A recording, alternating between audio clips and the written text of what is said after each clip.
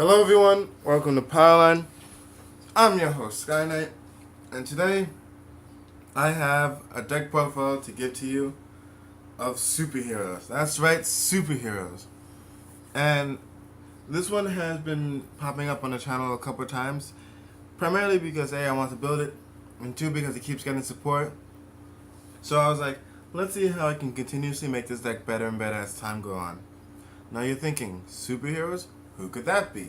Enigmans. That's right. Crime-fighting justice people. Aliens type things. So this should be a lot of fun, but primarily the way that the deck built right now is for my retro battles. And you're like, retro battles? We haven't seen one of those in forever. I know. I apologize.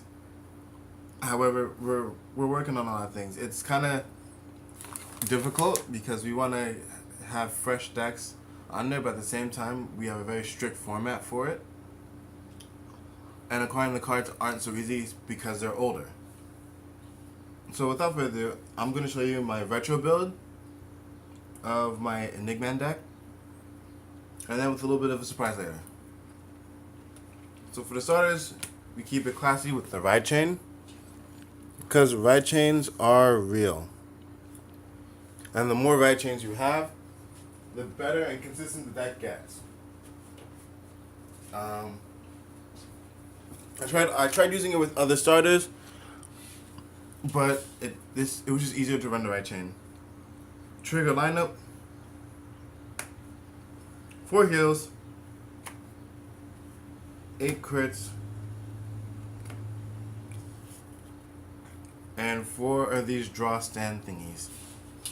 Yes, draw stand thingies. So, the crit is important because it comes out of the soul and it gives your Vanguard 4K with the on-hit ability that it gains of unflipping damage if it hits. So primarily you want to use that with Enigman Tornado, where you put this into the soul, get the 4K, then you put it out of the soul to get another 4K. I think that's the best way you go even with the deck. Alright, treasures out the way. For my grade 1 lineup, so we'll just start off with the perfect guards. 4 Sunnies.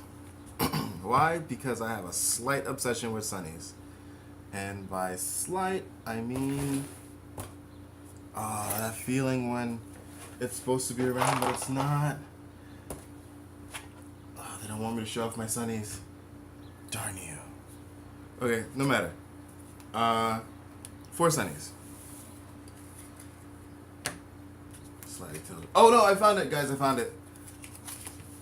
Slight obsession. Only slight. I primarily also use these for tokens and magic, but slight obsession.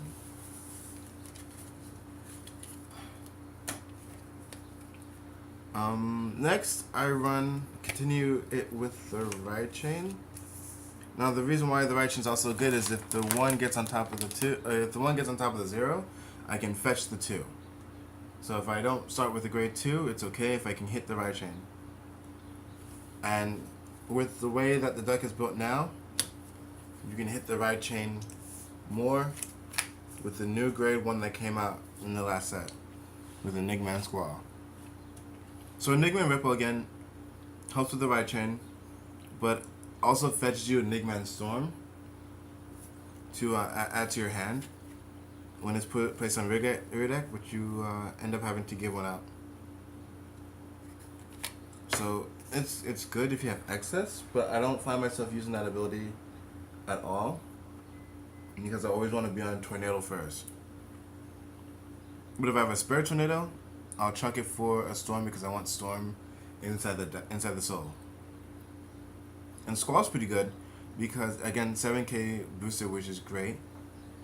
But also the fact that when it hits, when it boosts, the person that is boosting hits, you counterblast 1, and you give one of your units 4k until the end of the turn. Now that's pretty cool because it works in tandem with Tornado.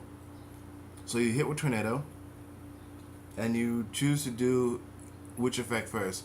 Whether if you want to do Tornado's effect first or you want to do Squall's effect first.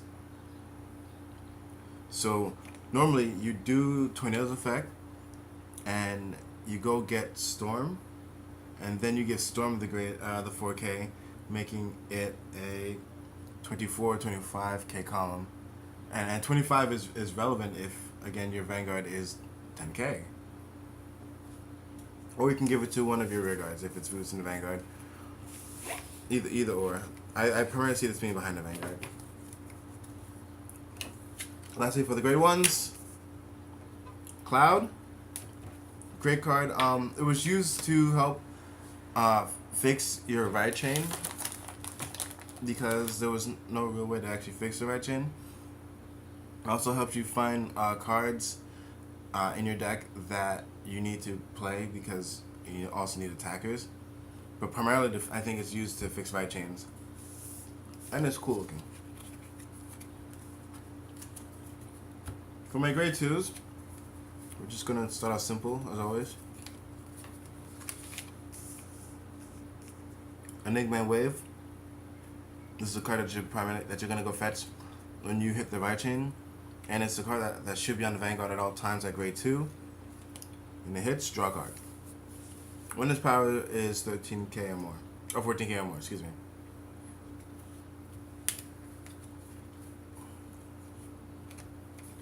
Enigman Night Sky.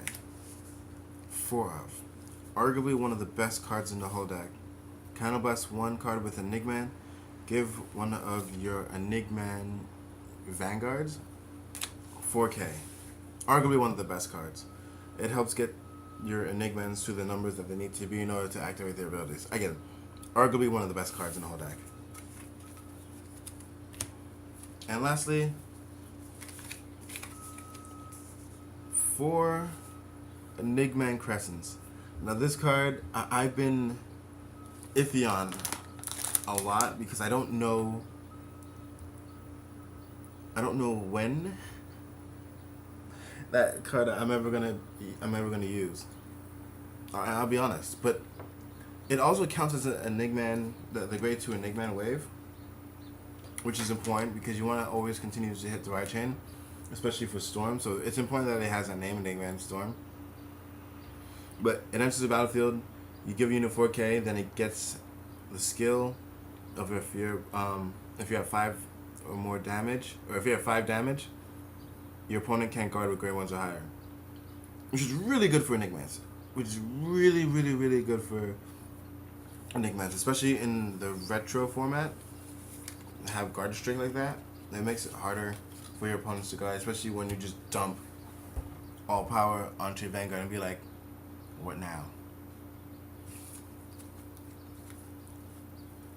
And lastly, because I've just been talking about both of them the whole time, 4 and 4, Enigman Storms and Enigman Tornadoes.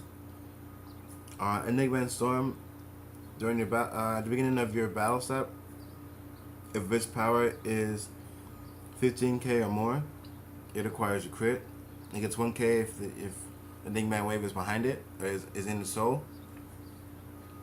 It's a great card that applies pressure with that crit, make things unsafe, but it gets dangerous with Enigman Tornado, with the skill of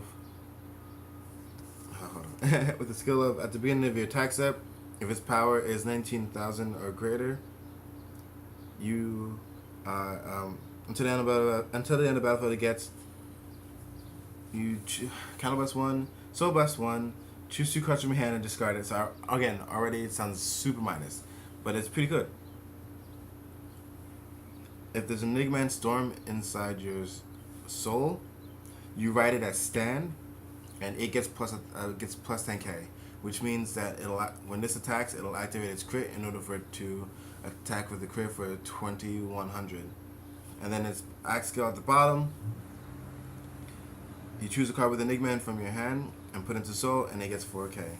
And again, the only real way to not go super minus is by putting in Enigman Sunset, because it comes from the soul and goes back into the deck. So from your hand, you get 4k with Storm. From the soul, take it out, and you give your Enigman Vanguard again 4K and a scale of if it's counter charge 1. So that's the Enigman deck in itself. I do enjoy playing it. It gets kind of fun to do so, especially when you're just like, I'll take you with this, I'll take you with that. And some of the Enigman cards has their finishing move on the card, so you just yell when you're attacking an opponent. But I know some of you are thinking, Sky Knight, we're in Stride format. Show us what this deck can do in Stride format. Give me a moment. So this is what the deck looks like when fully laid out. Again, I didn't put the trigger laid out because I explained to you what it is. It's 844, and this is what the deck looks like when I put it into Stride format. And here we have the deck in its Stride format, and you're looking at it like, you've got the new Vanguards in, which are the Inflippers and Stride Enablers, but you cut down one Crescent.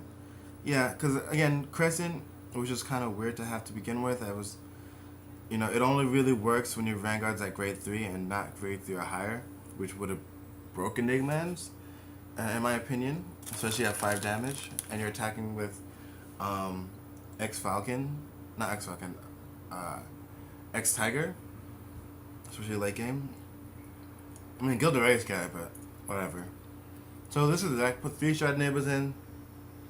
Everything's pretty much the same. Took out the Sundays, put in the Vanguards, and cut this down by 1. And there you have it. My G-Zone is primarily the same with my Cosmic Hero deck that I'll show you anyway. And I did take in 1 card for fun. Oh, and I didn't put Laurels in the deck because I think I just primarily forgot.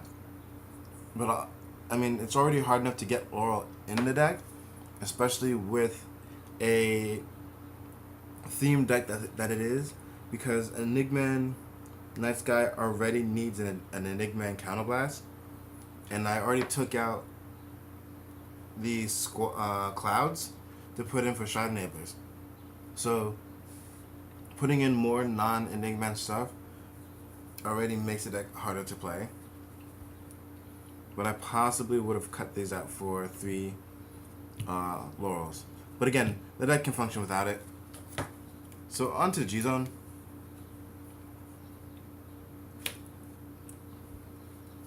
Two Rogues.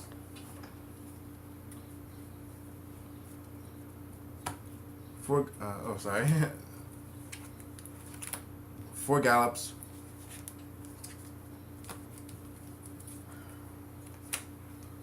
2 Tigers because I need more.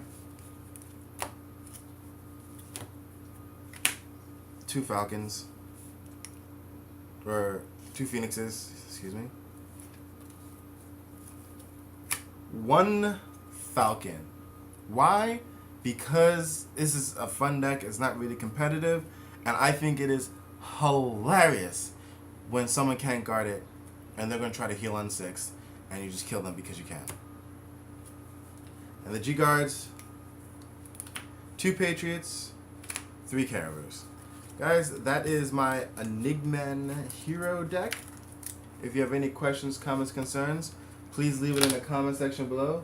If there is a deck that you would like Kaiser or myself to preview, again, leave it in the comment section below. Or if you are looking for a particular fight between 2 particular clans, let us know. We do take requests from the fans, and we'll try to get it out with you within the week.